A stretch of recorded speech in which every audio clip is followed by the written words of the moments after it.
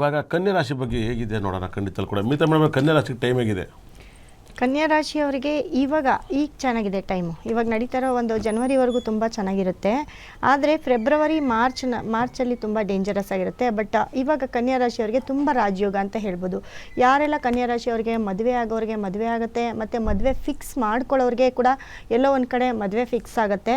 ಮತ್ತು ಅವರ ಒಂದು ಕೆಲಸ ಕಾರ್ಯದಲ್ಲಿ ತುಂಬಾ ಏಳಿಗೆಯನ್ನು ನೋಡ್ತಾ ಹೋಗ್ತೀರಾ. ಯಾಕಪ್ಪ ಅಂತಂದರೆ ನೋಡಿ, ಕನ್ಯಾ ರಾಶಿಯ ರಾಶಿಯಾಧಿಪತಿ ಬುಧ ಬಂದು ಅವರಿಗೆ ಸಪ್ತಮದ 4ನೇ ಮನೆಯಲ್ಲಿ ಇರ್ತಾರೆ. ಮತ್ತು ಪಂಚಮ ಸ್ಥಾನಕ್ಕೆ ಹೋಗ್ತಾನೆ ಈ 13ರ ನಂತರ ಪಂಚಮ ಸ್ಥಾನಕ್ಕೆ ಹೋಗ್ತಾನೆ.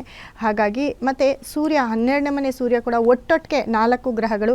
ಮತ್ತು ಮುಖ್ಯವಾಗಿ ಏನಪ್ಪ ಅಂದರೆ ಸಪ್ತಮದಲ್ಲಿ ಶನಿಯ ದೃಷ್ಟಿ 7ನೇ ದೃಷ್ಟಿ ಬಂದು ಕನ್ಯಾ ರಾಶಿಯವರ ಮೇಲೆ ಬೀಳುತ್ತೆ.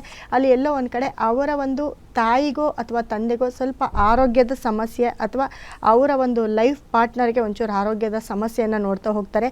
ಅದು ಬಿಟ್ಟರೆ ಕನ್ಯಾ ರಾಶಿಯವರಿಗೆ ಫೆಬ್ರವರಿ 13ರವರೆಗೂ ಅವರು ಏನೇ ಕೆಲಸ ಕಾರ್ಯ ಮಾಡಿದ್ರು ಕೂಡ ತುಂಬ ಏಳಿಗೆಯನ್ನು ನೋಡ್ತಾರೆ.